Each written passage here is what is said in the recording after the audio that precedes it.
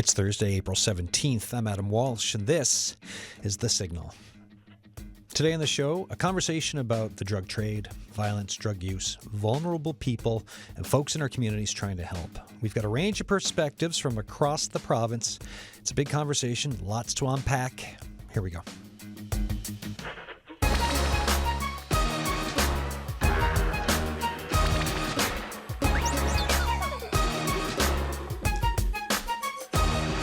Full studio, plus we'll make a call at the halfway point-ish of the show. But for you listening, as you're listening, if you've got thoughts for us, text us. The text line is open, 709-327-8206.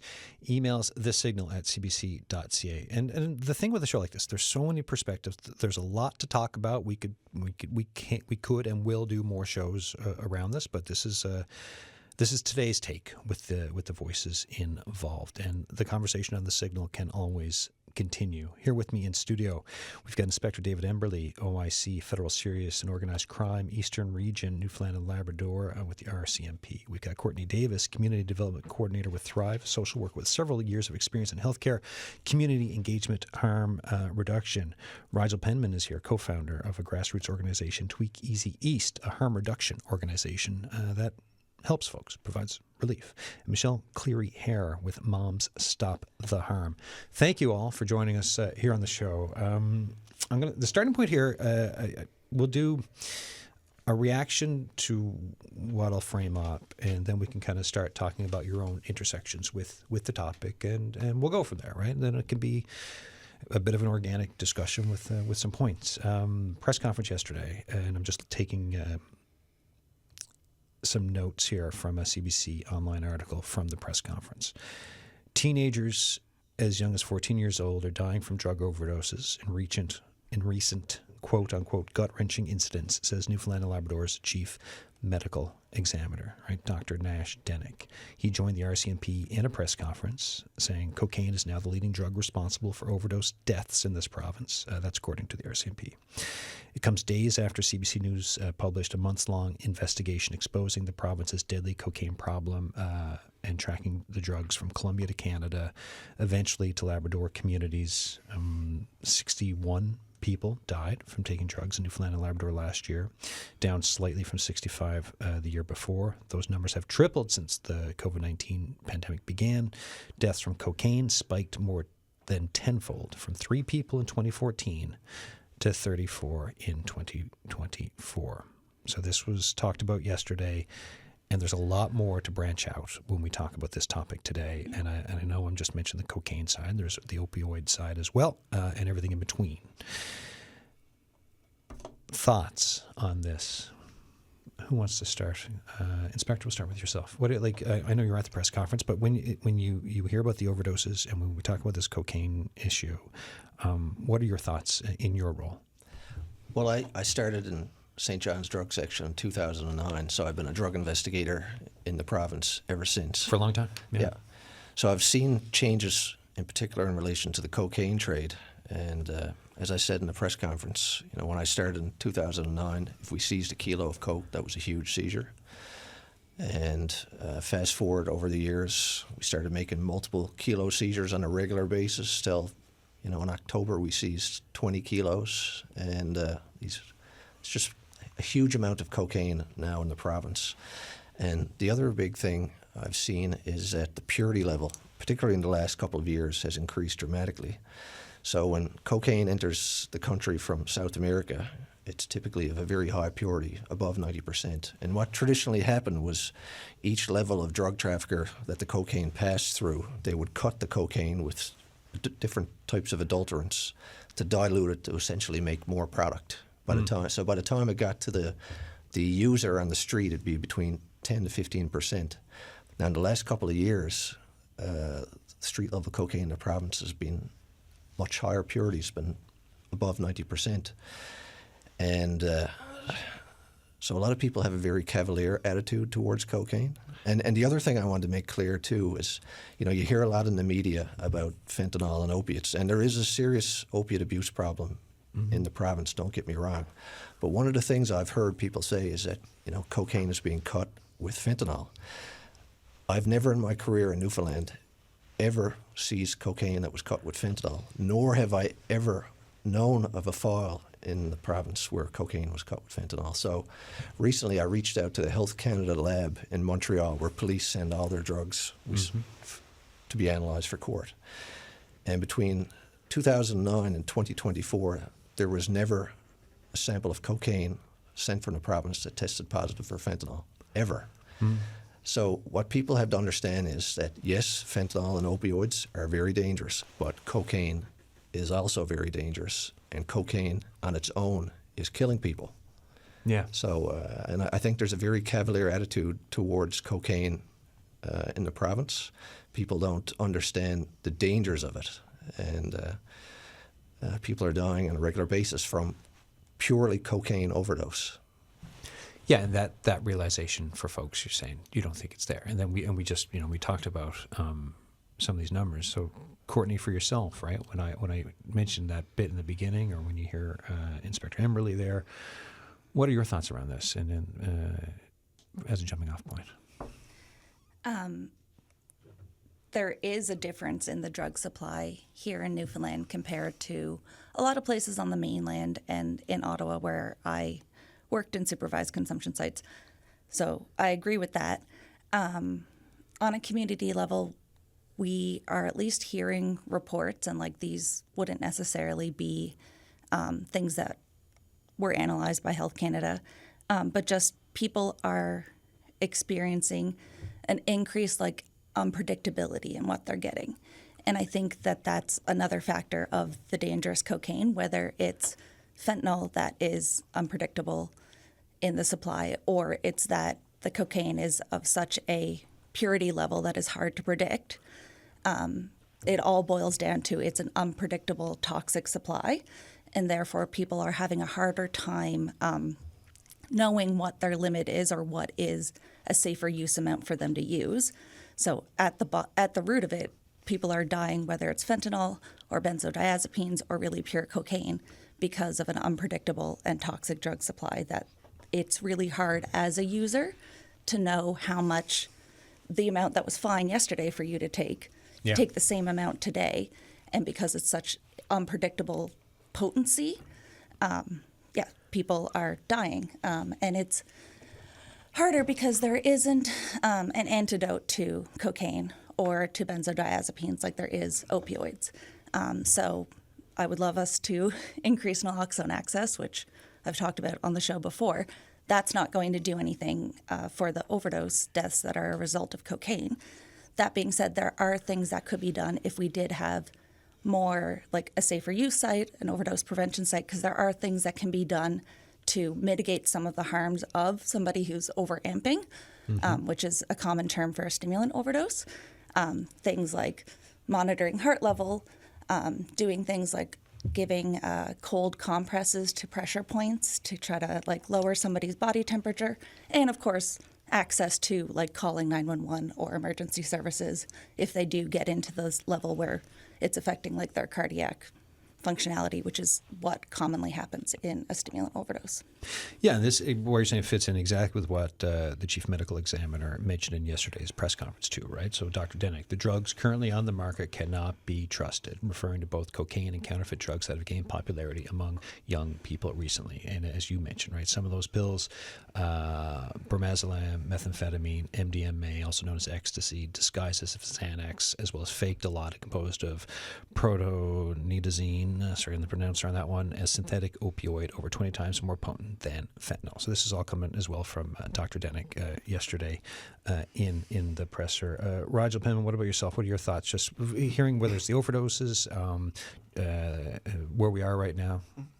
Yeah, I think, building on what Courtney raised, that's a great point, that so much of this really comes from the unpredictability of supply, because when people are going out and they're using drugs for whatever reason, whether it's because they fit into a traditional medical framework of addiction or because they don't, when they get that supply, they're really not sure what they're getting. One metaphor that we like to use in harm reduction is that of a bar. When you go to a bar, if you order a glass of beer, you can trust that it's just a glass of beer and it's not actually 151 proof alcohol with, a shot of amphetamines in it. Whereas when someone's going to some of these street level dealers, they really don't have that consistency.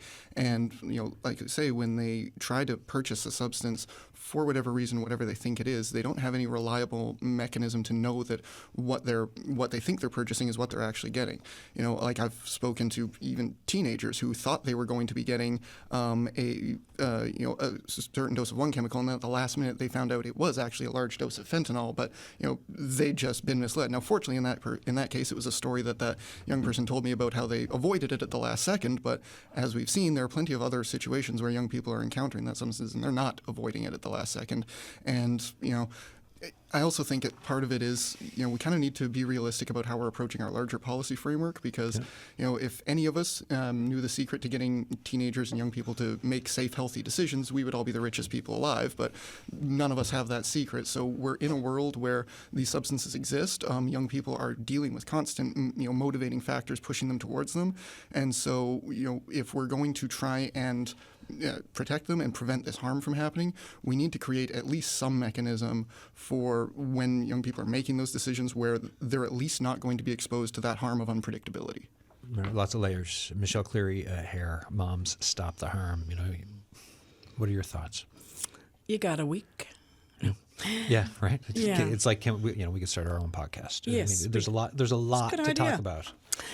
Well, as a retired teacher and being in the high school system, I often heard from, there's no trouble to say there's drugs in schools, right? Yeah. So it's not just marijuana anymore. I mean, marijuana was in my day, and it's still very popular for young people, there's no doubt. I mean, there's nothing even today to go into a classroom and, you can pinpoint where the smell is coming from, and, teachers will do something about that. Yeah. I think that, over the last, I'm retired, but I still go in and do some substituting for, high school classrooms. And for years, I was emailing the Department of Education and asking the principals in the various high schools I worked in, let's get in a young speaker who has lived experience, who has, suffered through, abusing substances, and is here today to tell the tale. And never happened. Yeah. Never happened. And, there are a couple of people outside the province who are very famous speakers, who are always on podcasts, have their own podcasts speaking about how, this one guy, for example, I follow, went to treatment like 26 times. And he's alive today to tell his story, has a family. He's one of the lucky ones because, it's very, very difficult to overcome. And I would like to say to parents out there that, a lot of times principals, vice principals, administrations, guidance counselors, and we have some fantastic administrators out there who would like to bring in those speakers but don't get to support either financially to bring them in or from the Department of Education. And sometimes there's a lot of kickback from parents and families who don't want people in talking about their experiences with drugs because they're afraid it might encourage their students to go out and do those drugs. A lot of young people that I worked with in schools and in my own family, I have a daughter who has a substance abuse problem. I have 3 beautiful daughters. And to be honest, the older one has had an issue now for over 15 years. So we've been dealing, it's her story to tell, but of course, it's also our story. Yeah. And young people today have that belief that even though the RCMP will say, it's 90%, it can kill you, they don't think it's going to happen to them, right? So they might have tried a Percocet that led them somewhere else, and now somebody is giving them cocaine. High school students are using cocaine, and they're getting the money from, some of them have jobs, they're able to go to school, but they're also selling cocaine for their own habit. So a lot of young people who have already tried cocaine and are using it in various forms don't think that they're going to live forever. So until, you talked about earlier about, how, if one of the ways is that we need to get into junior high, because there's drugs in junior high schools, and I know that from the students telling me when they came to high school. And we need to have people speaking in front of them, this is what happened to me, and I'm here to tell the story, but I'm one of the lucky ones. And the other side of it is that, I one time read a message from a man in prison in St. John's in HMP who had sent a message from the prison about picking up cocaine, going on a run and getting his cocaine. Now, he had a cell phone in prison. So, somewhere along the line it's getting snuck in, or there's a few bad guards, but there's a few bad apples everywhere. And I don't blame, I have to tell you, I'm just going to say it right now.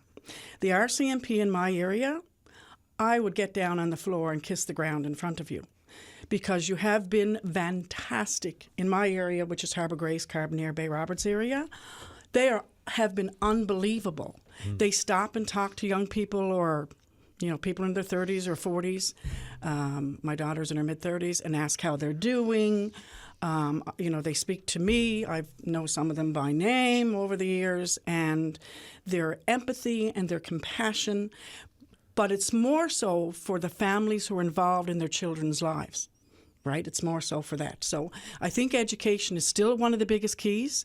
We're never going to get rid of drugs until people stop buying them. And that's not going to happen in my lifetime. So and the other side of it is, Mom Stop the Harm talk about a safe supply. So like you said earlier, I can go to a bar, I can get ossified, and, I can go home and beat my wife or my husband or my children. That's been going on forever. Yeah, welcome to the province, right? Yes, welcome to the problem everywhere. Totally, yeah. And, I saw that in my own family. And I would just like to say that, we have to get our heads out of the sand.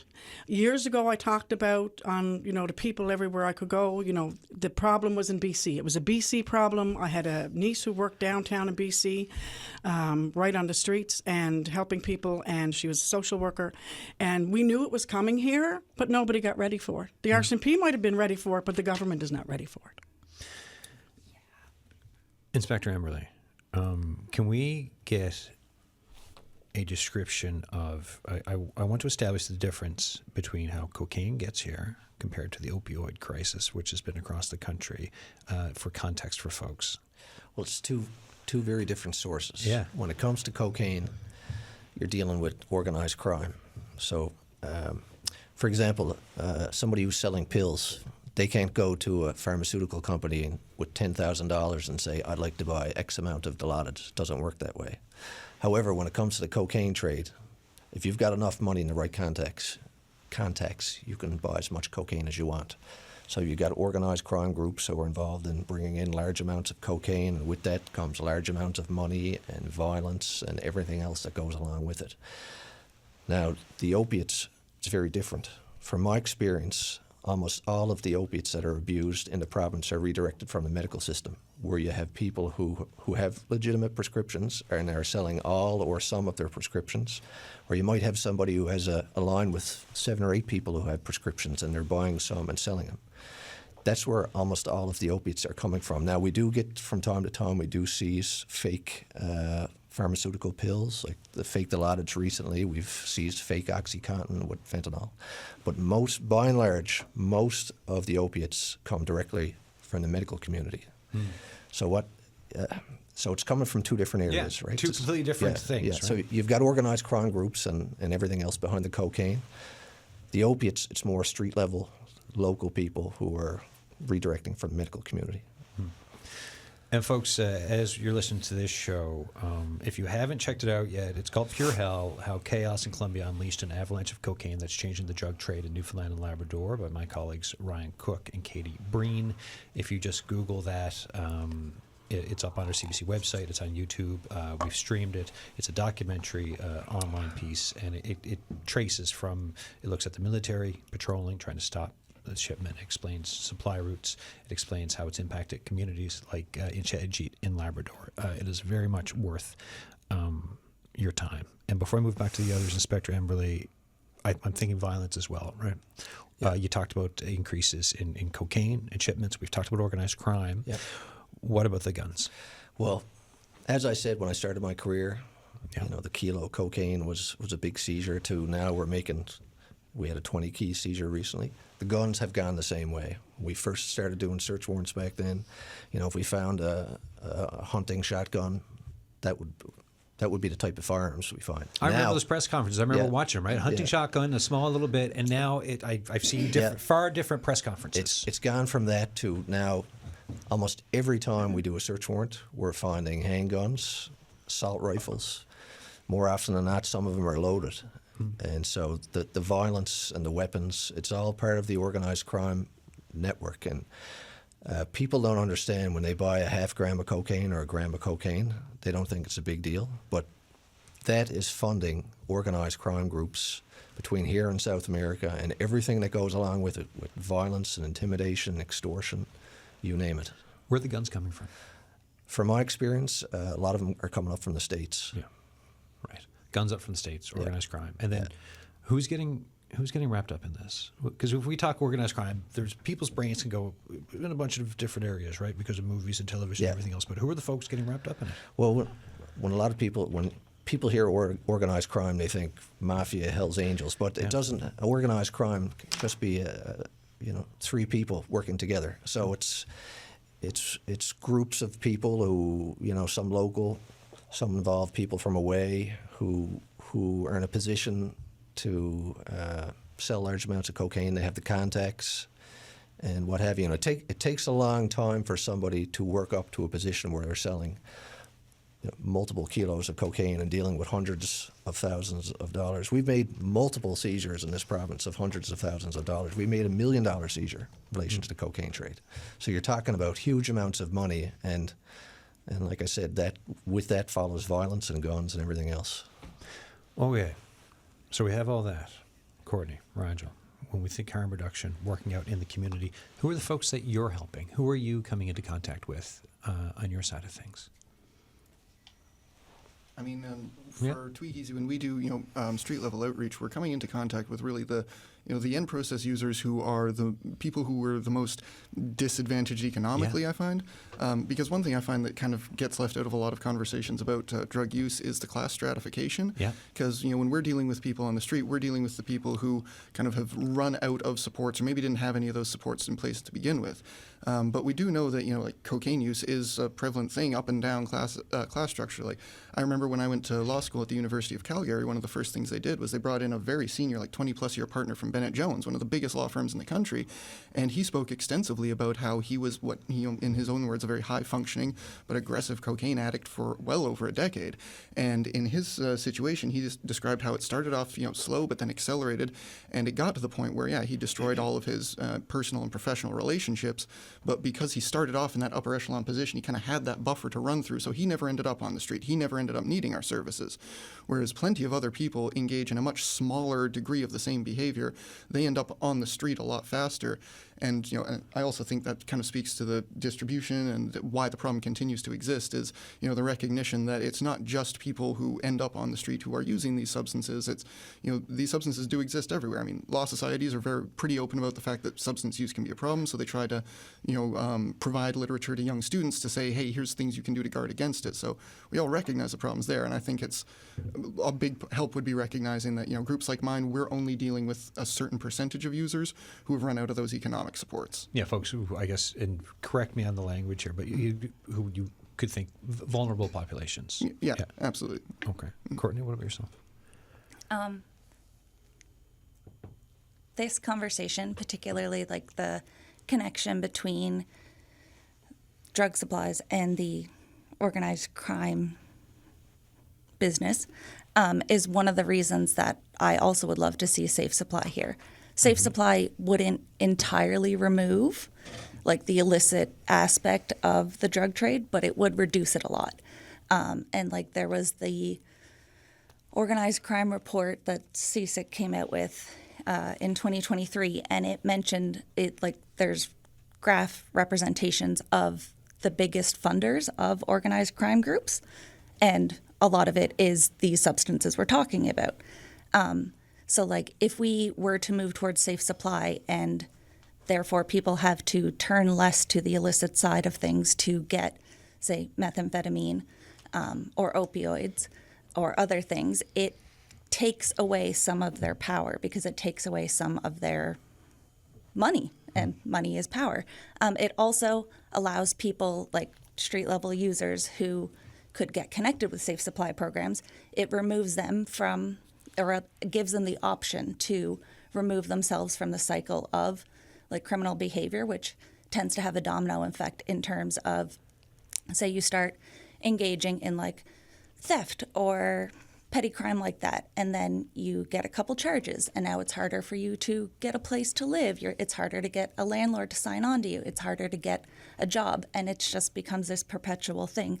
And I've seen many, many, many people have great success with getting connected to safe supply programs because it removes them from needing to constantly spend their days doing things that often people don't necessarily want to do, but feel it's the option available to them.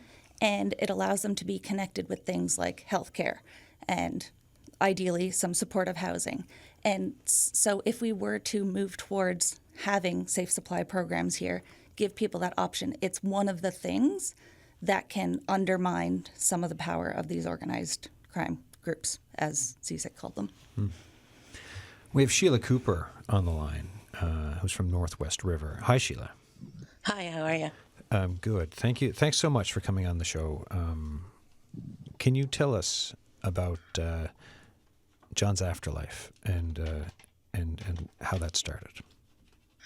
John's Afterlife is a community outreach program, and it started when my son passed away.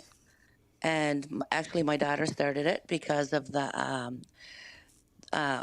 International Overdose Awareness Day, and she wanted to host it. So we decided that, you know what, that's a good idea. We'll start something here in memory of my son and her brother, and help out people in the community. And what work have you done with helping out in the community since this? And I know because in August every year for International Overdose Awareness Day, there's things you do, but there's also you're also doing other work. Can you just talk a bit about that? Yes, we do. We hand out safe using supplies. Direct people to where they need to go. Like if somebody's coming looking for food or a place to stay, whatever their needs might be, we just try and get them sorted out the best we can. When we were preparing for the show, you and I were chatting and about losing your son, and you're very generous in saying, you know, you're open to talking about anything really.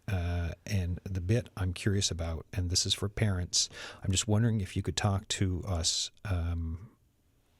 about losing your son and processing that as a parent, given the topic for today. Well, when I got the news that John had passed, it was my daughter-in-law called me. It was my youngest son's birthday. And my daughter-in-law called me and she said, "Are you sitting down?" And I said, "What, Vanessa, what? Like, is he dead?"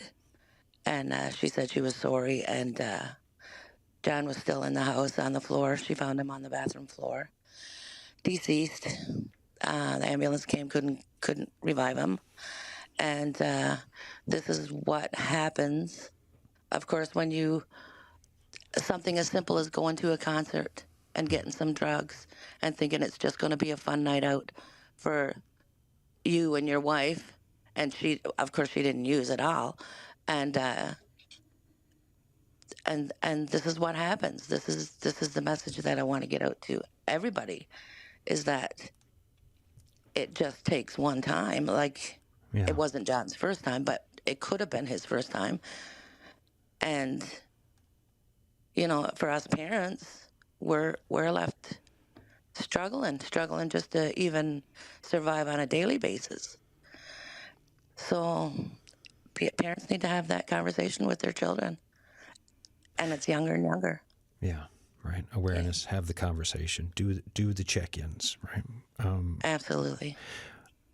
With the work that you're doing, I know you're trying to expand it, right? You mentioned you told me you're in talks with I think it's Pastor Darren Dinsmore. Tell us a bit more about some of the work you're trying to do in Labrador. Well, I just think that with the pastor coming on board, and you know, we could access more funding and stuff through the church, like they could accept the funding for us. Yeah. and that would and of course Pastor Dismore, his work as well, because he obviously has been counseling addicts and people using in the past, but it would kind of join us together, and that we could reach out to even more people, and we would be able to do more things. So even sending people to rehab when they're ready. If the funding is here, then it could be a faster process to get them outside and stuff. Yeah. So it's just our options are limitless. We could, No, go ahead. we could really help Labrador. Yeah. Sheila Cooper, thank you so much for coming on and talking about yourself and John and John's Afterlife and the work you're doing. No worries. Thank you so much for having me. Okay. Sheila Cooper there, Northwest River. You are listening to The Signal. I'm Adam Walsh. If you've got thoughts for us today, The Signal at cbc.ca. Text 709-327-8206. We're talking about the drug trade, drug use, vulnerable folks in our communities, and people trying to help. And it's a lot of different layers to that approach. Here with me in studio, Inspector Dave Emberley, OIC-federal Serious and Organized Crime with the RCMP Eastern Region for the province. Courtney Davis, Community Development Coordinator with Thrive, social worker with several years of experience in healthcare, community engagement, harm reduction. Rigel Penman, who's with Tweak Easy East, a harm reduction organization that provides help and relief to folks. And Michelle Cleary-Haire with Moms Stop the Harm. Yeah, I know. Yeah, I would just say, so sorry for her loss. And as a mom of a child who abuses substances, it's a fear that moms across Newfoundland and Labrador have every day. If I were to tell you that how many nights in the last 15 plus years I wondered if I would get that phone call, or my husband would get the phone call, or my daughters, that my daughter had passed from using substances that were poison. And it's not something that anybody wants to live with every day.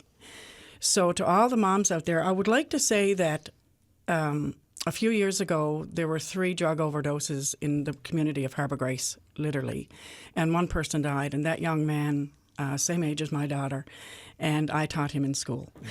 And when he was a little boy, he'd had a bit of a hard life with things that had happened in their family, but he wasn't a little boy who grew up and said, I want to, abuse substances, and I'm going to die of an overdose.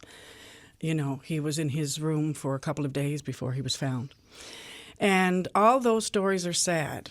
But still, there are so many families that don't think that that's going to happen to their kids. They might have the drug talk, but the drug talk that my sister had with me when I was, 13, I tried marijuana when I was young with my friends when I was probably 15. They were all sort of smoking marijuana, but it was, they would get silly and laugh at themselves. And I got to be honest, I just thought, if that's what I look like when I do marijuana, I don't want to do it. And I was lucky. And I know that 2 of my younger daughters, for example, learned from their older sister.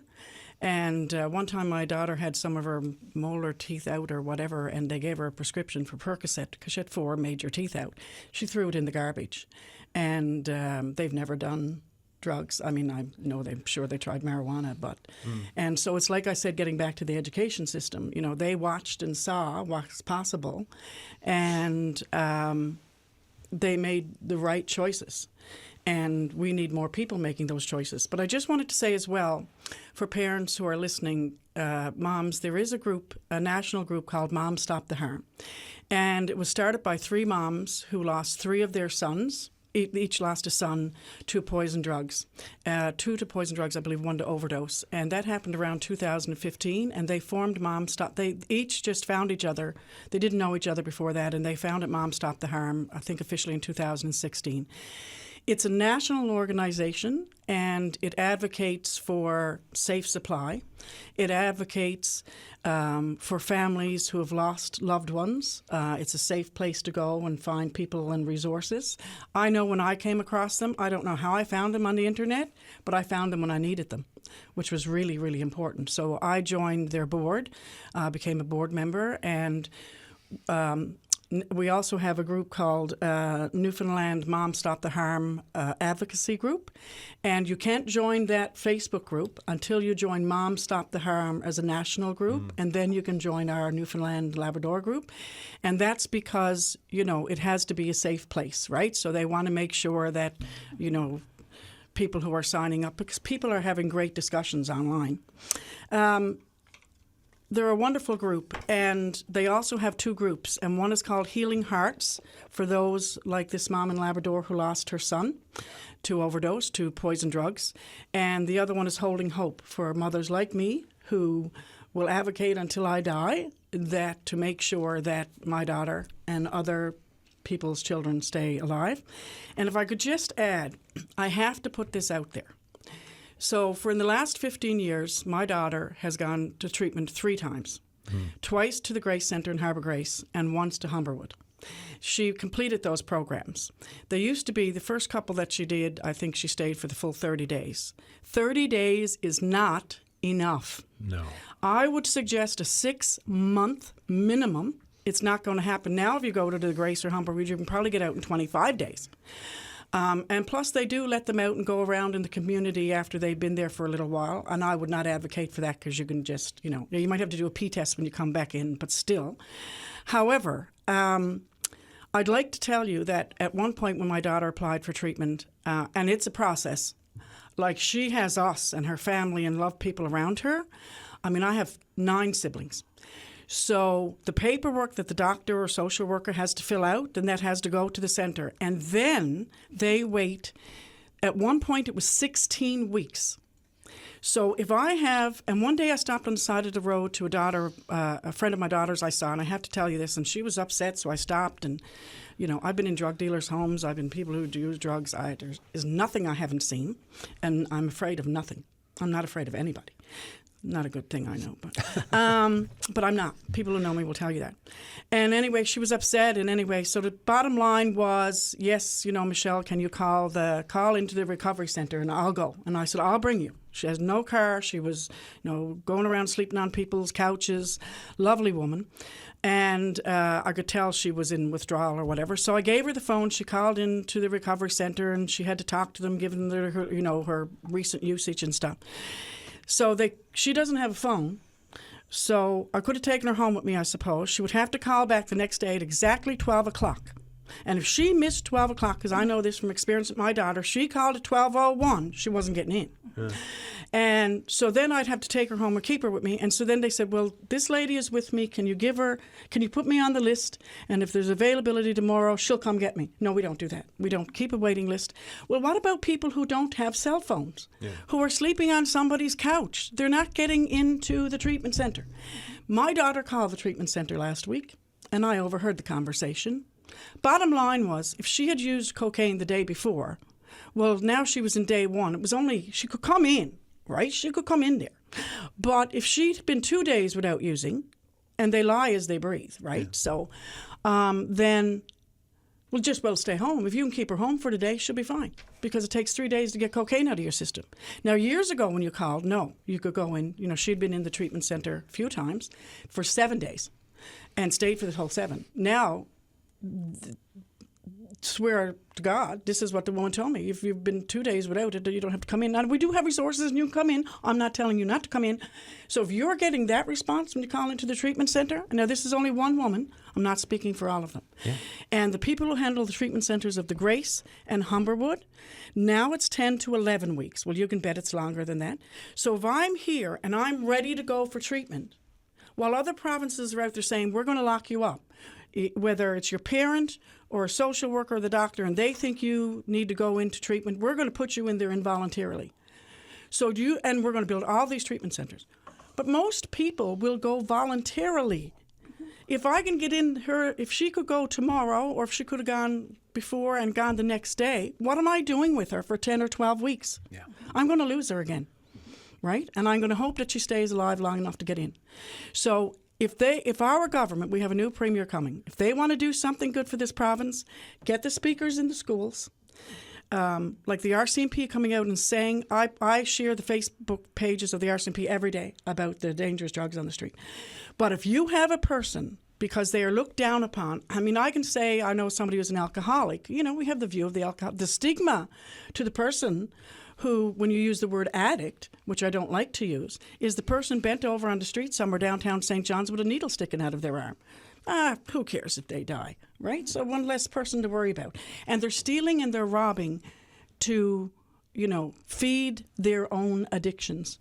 So let's get treatment centers built where people can go, and if you think 30 days is doing anything, it's only a Band-Aid. Yeah. So yes, go for it. I just wanted to touch on some of those things.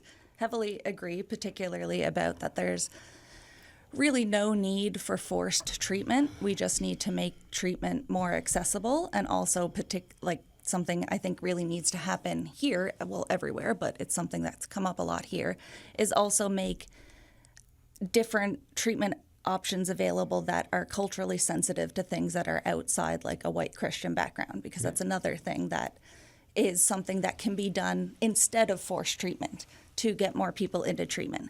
I also just wanted to touch on how we do not have any overdose prevention sites or supervised consumption sites here. So just like she was saying, is you can't immediately get into recovery center or treatment options. Be great if you could. That's not the reality we're living with. So the concept of like harm reduction and supervised consumption sites and overdose prevention sites is built on the idea that people deserve to be able to live, to see when they are ready for that or when there's a bed open for them. And also, like, I know some people don't understand the concept of giving safer use supplies, but that's also rooted in the concept of I don't believe that somebody deserves to live with like a life-limiting illness or, lose a limb because of an infected abscess or have permanent heart damage because of endocarditis because they were having to reuse supplies or didn't have access to sterile use supplies. It's about keeping people alive, right? Yes, and keeping them hopefully somewhat healthy. Yeah. And I think people have some people have a misunderstanding of what happens within a supervised consumption site and that it's only drug use.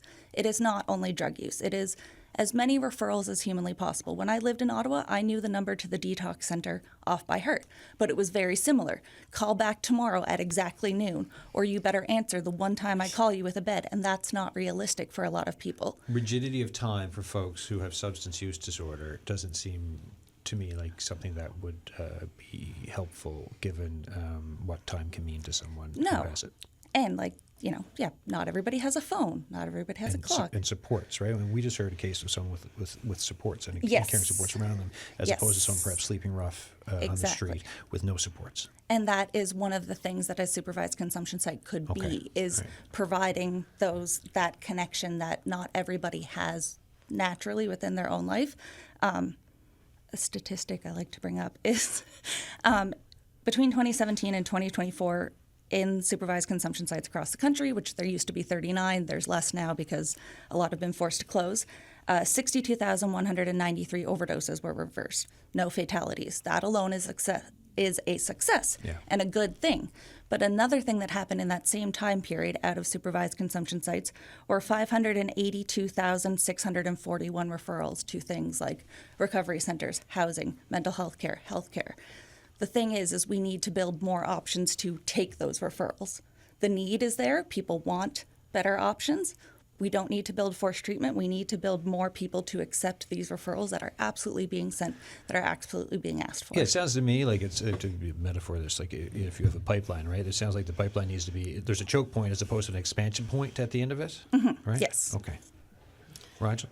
Yeah, absolutely. And I think that's great that, supervised consumption sites and other sites like those, so much of what they do is they try to provide an environment that people can go to where they aren't going to be repeatedly compelled to interact with the market that their drugs come from. Like you point out, so much of this is coming from pretty serious organized crime or other adverse members of the community who will target vulnerable people, and then they will often be a factor in motivating those actions, like whether they're engaging in criminal activity, whether they're allowing themselves to be exploited. A lot of that comes from the fact that, like you say, even if someone goes to rehab, they're going to get kicked out back onto the street fairly soon. They're going to be right back in that same environment where they're going to be primed to go back to those same people and the same sources. So when you have policies like supervised consumption sites, you give them an alternative, so it's somewhere where they can go to, feel like their needs are going to be met, they're going to be taken care of, but they won't be pushed back into those destructive cycles of behavior. They'll be given as many referrals as they can to get somewhere else to try and build themselves up. And then also, I think that's a big part of why groups like ours want to advocate for larger policy changes, like moving towards a legislative model where we do have those just options for legal, safe, regulated supply, so that we don't ever have a situation where people ever need to go back to that market and interact with it. Inspector Emberley, what's the approach for policing in communities? We've heard a fair bit already, right? So we've talked about organized crime, and then also we've heard about the RCMP speaking to folks in areas like Harbour Grace, right? Out talking to people in communities. Can you expand a bit on the approach that gets taken for the RCMP around like this holistic looking at policing of let's stop drugs from coming in, get organized crime folks off the streets, but also connect with community and be seen as being part of the communities of this country? I don't see it all as just a policing problem. I think it's community groups like we are here today. Different partners have a different part to play, and I think it's a group effort. My one message is this: I've been a police officer for 22 years, and been a drug cop for 16, and I've seen a lot of families torn apart, people who died from drug overdose, and a lot of very sad situations. And as I said before, people have a very cavalier attitude towards drugs, and my message is people don't realize a lot of times what they're getting themselves into when they start experimenting with drugs. Stay clear of it. Yeah. Simple as that. Yeah. On the policing side, and this is a bit of an aside, but in the doc that Ryan Cook and Katie Breen did, they're talking about Shed in Labrador. And recently, there's been a barricade in the community established to keep. They're trying to keep drug dealers out of the community, and you get feedback from folks of wondering, okay, how is the RCMP working with communities? And I just want a clarification here. In this case, it was talking about searching vehicles deemed as suspicious. Can you just give a clarifier on when it comes to search and seizure or that type of thing, how does that work? Well, when it comes to searching vehicles, let's say a police officer pulls a vehicle over, and while speaking to the driver, they develop grounds to arrest that person for a particular offence. They would have to develop reasonable grounds to believe that an offence is, or will be committed. And at that point, in some situations, they could search that vehicle incidental to arrest, depending on the situation, what the person has been arrested for. In other cases, a search warrant would be required to search that vehicle, and it's the same bar, it's reasonable grounds to believe, but in that case, a judge would have to authorize it. Police can't search vehicles based on a suspicion. It's a high bar in order to search a vehicle. So we can't arbitrarily search vehicles just based on suspicion alone. It's not how the law works. Charter of Human Rights and Freedom stuff, right? Just for legislation and everything else. Okay. Yeah, that's the way the laws work in our country. We only have a few minutes left. This is the point where I kind of ask for final thoughts, right? Courtney, we'll start with you. Oh, jeez. As we wind down, whether it's a look ahead or whether it's the work you're doing or thoughts on what else is needed. I guess looking ahead, I wanted to touch on something Michelle said. So I am not yet a parent, but I have lost people I love to overdose. I have lost many friends. I have lost many coworkers. It was a factor in me moving home because I needed to heal a bit. And I knew, I darkly joked to friends when I was in Ottawa that I was going to come home and then things, because comparatively, overdose deaths were not that bad here a couple of years ago. And I predicted that I was eventually going to be at tables where I was like that war vet who has a 1,000-yard stare, who can see to a degree what is coming, and how bad it can be, and not be able to stop it. And I feel like we're at a point now, and yeah, the source is a bit different, but the root is unpredictable supply is killing people. And I'm doing what I can to advocate for things that will cause less people to die. But it's not a good feeling to be exactly where I predicted I was going to be. And like my goal in all of this work, the reason I do this work, I don't have a more poetic way to phrase it. I try to do work that will hopefully cause less people to live with the losses that I live with and that other people live with. And I really feel like investing in things like greater access to healthcare, mental health care, treatment options, safe supply, supervised consumption sites are all things we can and should be doing here to prevent preventable deaths, because the vast majority of these toxic drug poisoning deaths are preventable if we step up as a society, as a government, and respond in a better way, because people are dying. And even though it is deaths that I do think people have an easier time separating themselves from, if we don't step up and do a better job at responding in ways that will save lives, eventually it will get to the point where everybody here feels it in the way that I feel it, in the way that Michelle feels it, in the way that other people who have lost feel it. And it's not a good feeling.